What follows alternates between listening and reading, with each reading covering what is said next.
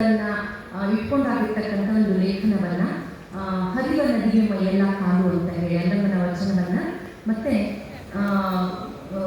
ನನಗೆ ಈ ನನ್ನ ಪ್ರಶ್ನೆ ಪ್ರಾರಂಭ ಮಾಡೋಕ್ಕಿಂತ ಮುಂಚೆ ಸಿದ್ದೇಶ್ವರ ಅಪ್ಪಾಜಿಯವರು ತಮ್ಮ ವೀನಲ್ಲಿ ಬರೆದಿರ್ತಕ್ಕಂಥ ಒಂದು ಸಾಲನ್ನ ಕೋಟ್ ಮಾಡಿ ನನ್ನ ಪ್ರಶ್ನೆಯನ್ನು ಪ್ರಾರಂಭ ಮಾಡ್ತೀನಿ.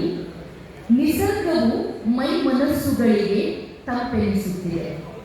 ತಾತ್ವಿಕ ಚಿಂತನೆಗಳು ತಿಳಿಬೆಳಗ ಹರಡಿವೆ. ಜಾಗತಿಕ ತತ್ವಜ್ಞಾನಿಗಳ ಮತ್ತು ವಿಜ್ಞಾನಿಗಳ ಶೋಧನೆಗಳು ದೃಷ್ಟಿಯ ಪರಸೀಮೆಯನ್ನು ದೂರ ದೂರ ಸರಿಸಿವೆ. ಬಹುತೇಕ ಹಿಂದಿಯಿಂದ ವಾಟ್ಸಪ್ನಲ್ಲಿ ಅವರು ಬರೆದಿರ್ತಕ್ಕಂಥ ಬಿಲ್, ಸಿದ್ದೇಶ್ವರ ಅಪ್ಪಾಜಿಯವರು ಬರೆದಿರ್ತಕ್ಕಂಥ ಬಿಲ್ ಎಲ್ಲ ಕಡೆಗೂ ಕೂಡ ಈಗ ಹರಡಾಗಿರ್ತಕ್ಕಂಥದ್ದನ್ನು ನೋಡಿದ್ವಿ.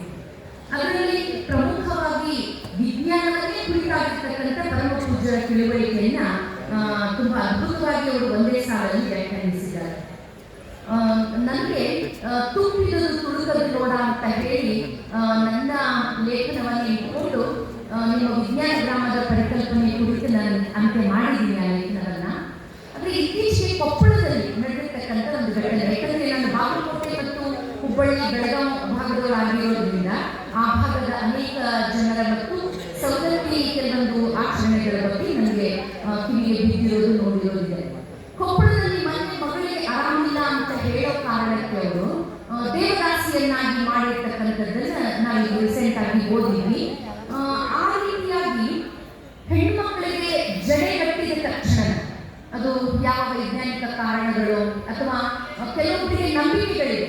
ಮನೆಯಲ್ಲಿ ಎಲ್ಲಮ್ಮ ತಾಯಿ ಅಥವಾ ರೇಣುಕಾ ತಾಯಿ, ಹುಲಿಯಮ್ಮ ಈ ತರದ ಹೆಣ್ಣು ದೈವಗಳು ಮನೆಯಲ್ಲಿದ್ದಾಗ ಒಬ್ಬ ಹೆಣ್ಮಗಳನ್ನ ಈ ತರ ನಾವು ದೇವದಾಸಿಯಾಗಿ ಬಿಡದೇ ಇದ್ದಾಗ ಈ ತರ ದೈಹಿಕವಾಗಿ ಮತ್ತು ಮಾನಸಿಕವಾಗಿ ಆ ಮಗುವಿಗೆ, ಆ ಹೆಣ್ಮಗುವಿಗೆ ಸ್ಪೆಷಲ್ ಆಗಿ, ಗಂಡ್ಮಕ್ಳಿಗಲ್ಲ, ಹೆಣ್ಮಗುವಿಗೆ ಮಾತ್ರ ಆ ಥರದ ತೊಂದರೆಗಳಾಗ್ತವೆ ಅನ್ನುವ ಒಂದು ಮೂಢನಂಬಿಕೆ ಈಗಲೂ ಕೂಡ ಈ ಪ್ರಸ್ತುತ ಜಾಗತಿಕ ನೋತ್ತರ ಕಾಲದಲ್ಲಿ ನಾವಿದ್ದೀವಿ. ಪೋಸ್ಟ್ ಗ್ಲೋಬಲ್ ನಲ್ಲಿ ನಾವಿದ್ರೂ ಕೂಡ ಆ ಥರದ ಆಲೋಚನೆಗಳ ಬಗ್ಗೆ ಅಥವಾ ಈ ಹೆಣ್ಮಕ್ಳಿಗೆ ಜಡೆಗಟ್ಟೋದ್ರ ಬಗ್ಗೆ ಯಾವ ವೈಜ್ಞಾನಿಕ ಇದನ್ನ ತಾವು ಮುಂದೆ ಕೈಗೊಳ್ಬಹುದು ಅಥವಾ ಈಗಾಗಲೇ ಕೈಗೊಂಡಿದ್ರೆ ದಯವಿಟ್ಟು ಅದರ ಬೆಳಕು ಚೆಲ್ಲಬೇಕು ಅಂತ. ಧನ್ಯವಾದಗಳು. ಅದ್ಭುತವಾದ ಪ್ರಶ್ನೆ.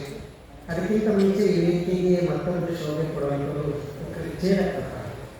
ನನ್ನ ಅಕ್ಕ ಇಂದು ಮಂದಿ